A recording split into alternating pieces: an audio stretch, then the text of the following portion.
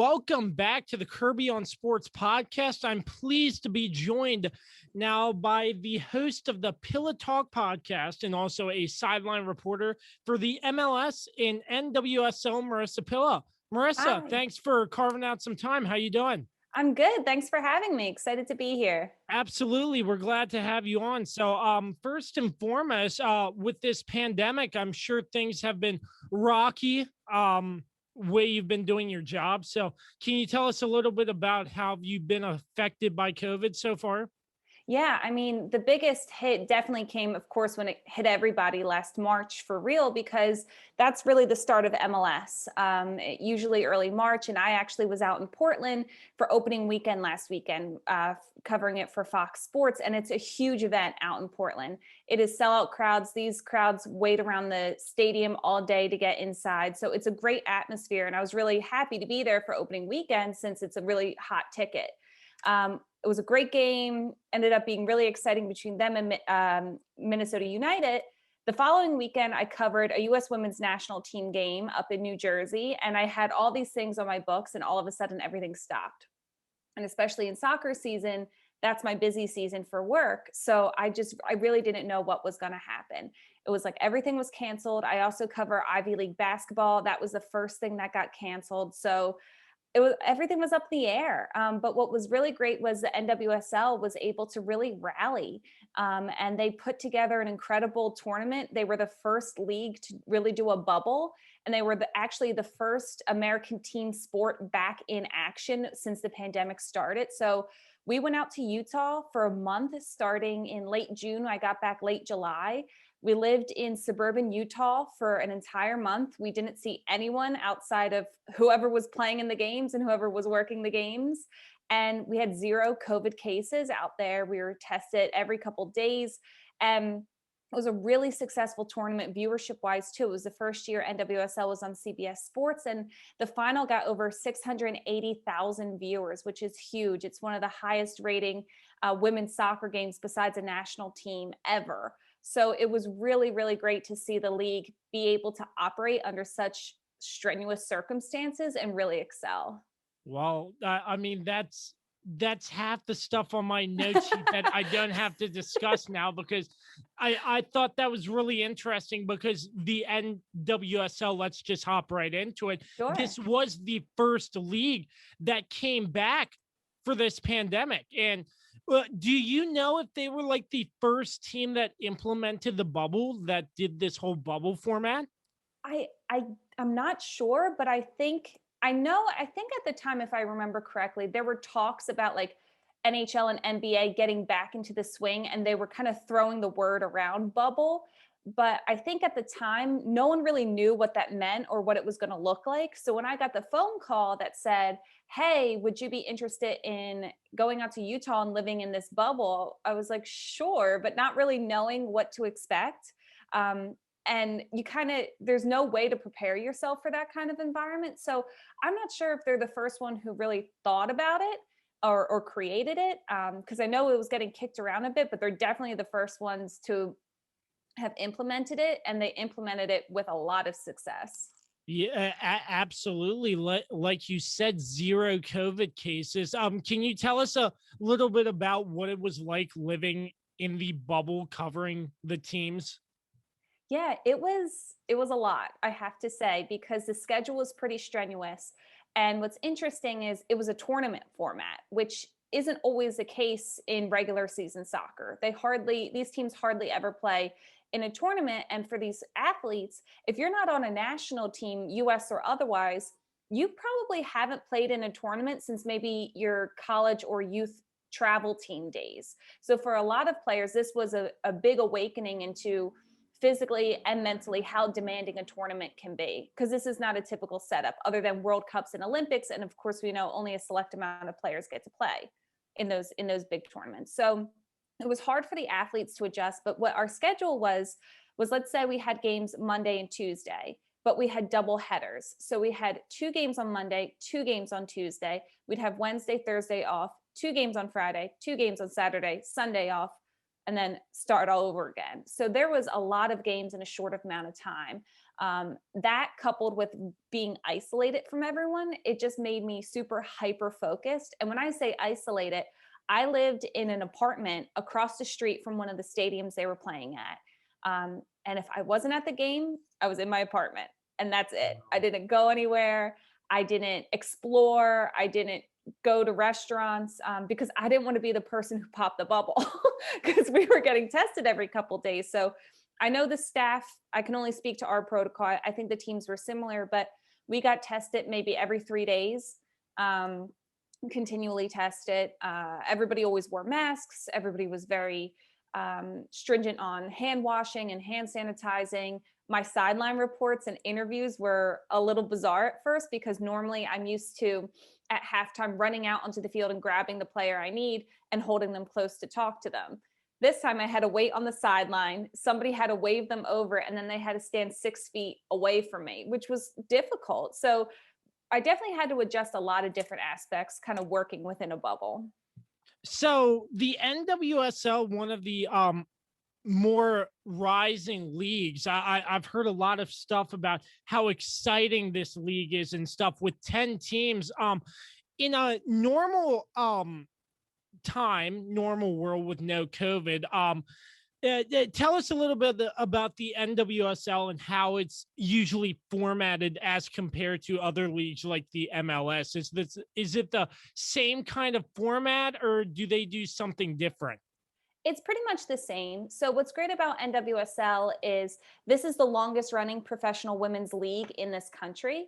And they very much pride themselves on being the most competitive women's league in the world. So while there are women's professional leagues in Australia or in Europe, the competition and the talent across the board in the NWSL is far superior.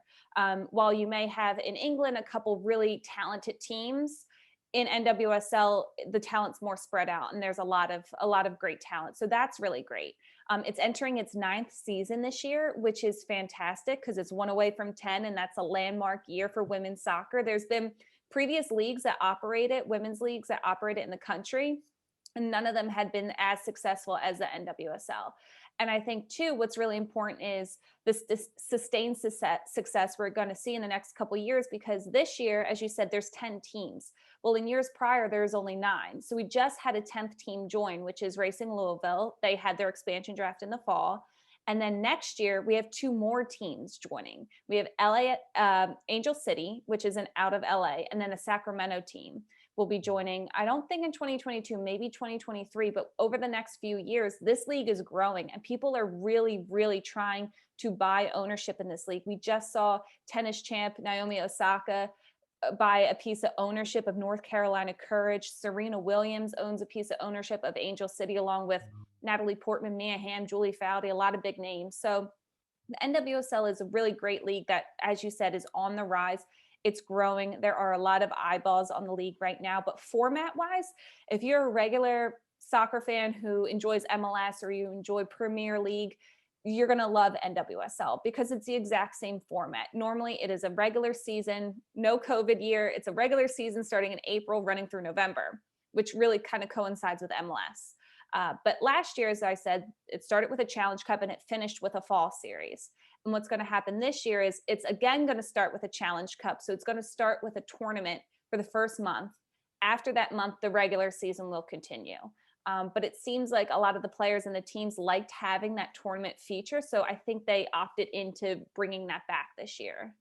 So is the Challenge Cup, can you dive more in depth about the Challenge Cup and what does that do to lead into the regular season? I'm sort of confused by that. Yeah, so we were all kind of confused last year. Like, okay, well, if somebody wins the Challenge Cup, do they win the league? Like, well, if they're what if they hit a really big milestone for goals in the Challenge Cup? Does that count towards their career stats? So from my understanding, the Challenge Cup kind of operates within its own world.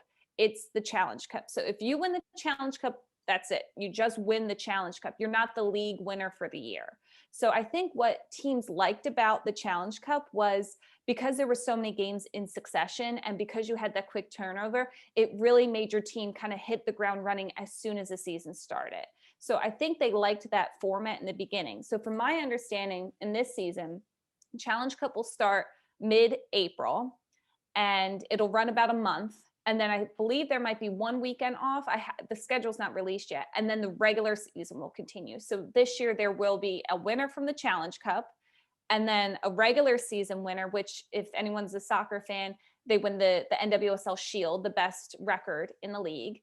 And then there's the playoffs. So you can win the Challenge Cup, you can win the standings, and then you can win the league championship.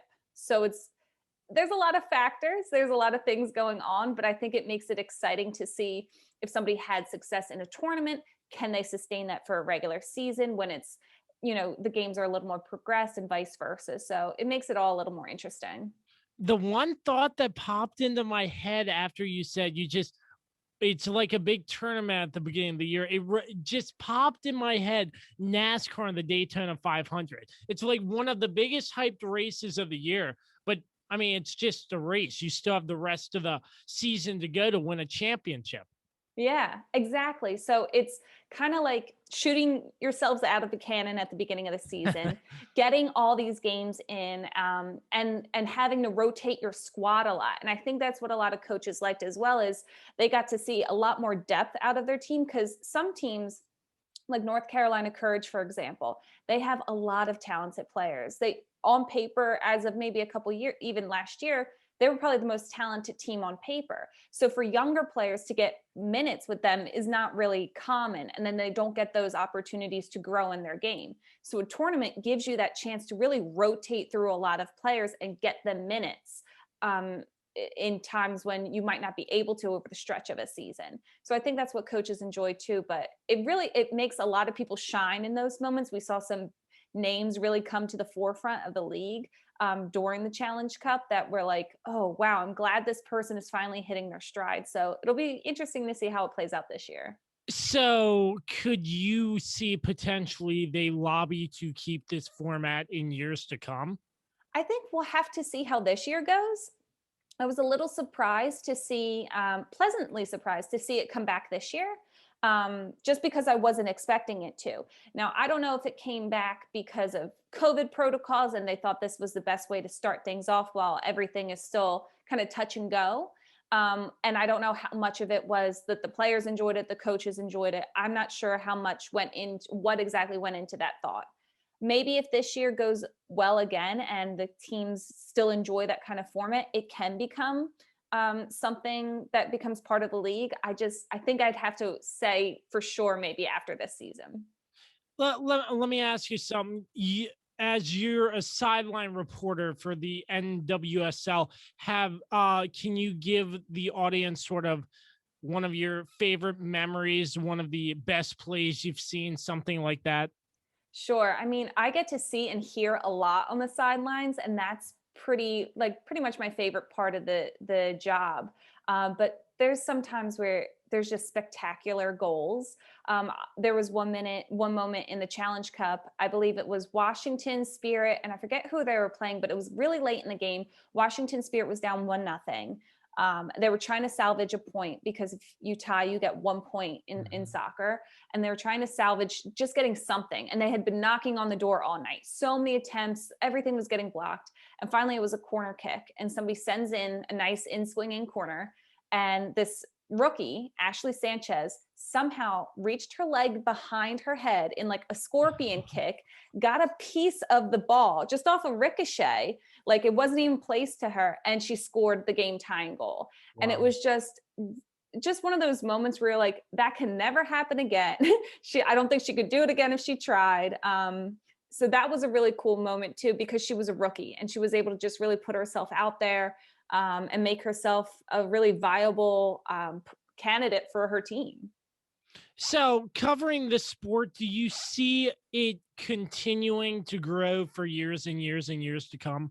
Oh, for sure. Especially the women's game.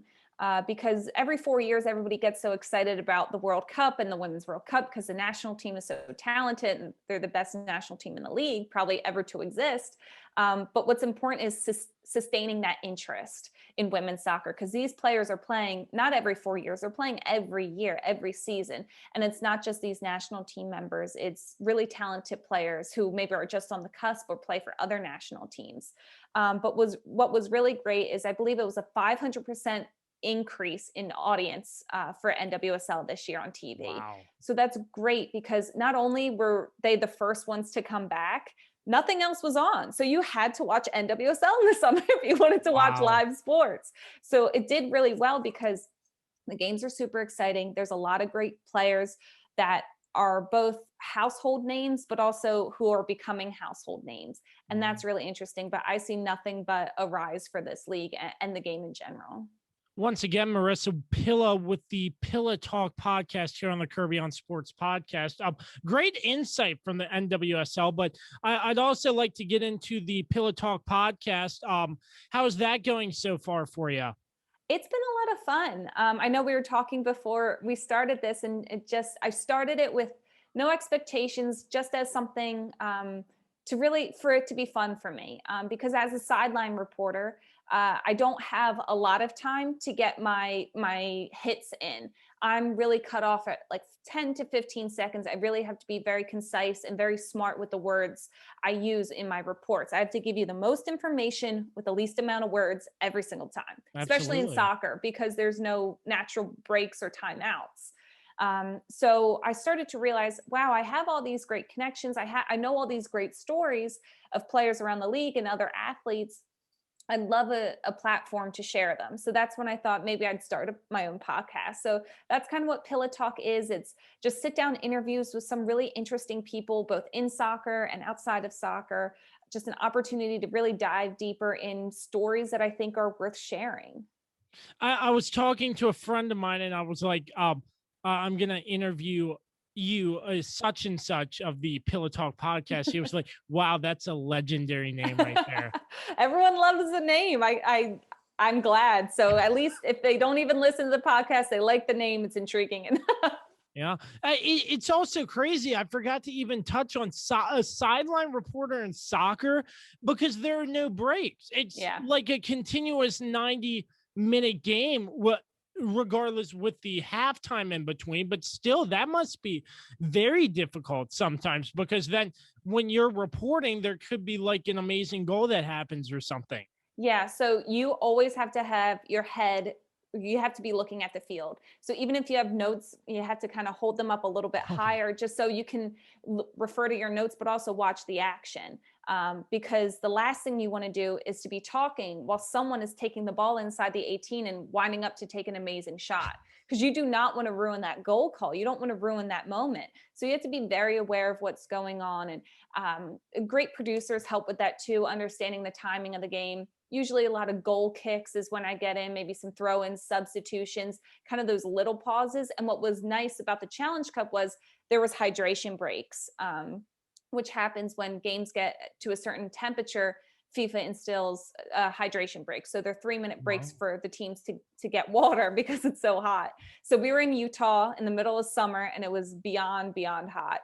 So there's hydration breaks and that's a good time to get in. But normally it's not like a football game or a basketball game or anything like that where there's natural pauses. You just have to kind of understand the flow of the action and know when to pitch your story and also be aware of what might happen so you can kind of be a seamless broadcast. I mean, this insight I love because stuff like this really interests me. So I want to ask you, I know you've covered Ivy League basketball as well, along with any other sports you might have been a sideline reporter for. Which one do you think is the hardest to cover? I think they're all difficult for a multitude of reasons. I think soccer just on the sidelines is a little more difficult, like I said, than the football or college basketball. Also because there's no huddles, like there's no team huddles where like in basketball, I can kind of sneak behind a bench and let a assistant coach know like, hey, I'm part of the broadcast. I'm here just to get insight. So like, I'm not some creeper just kind of hopping into their huddle. But that's really helpful too, to be able to really, really hear, because basketball, you're so confined and you can really hear everything and you can see where the coach is pointing, where soccer, coaches tend to just naturally be a little more subdued and a little more cerebral. So it's not so much of, I heard him tell this player this, it's really having to listen and ask questions and really get into it down there. So I think soccer might be pretty, compared to football or basketball, might be a little more difficult, I'd say.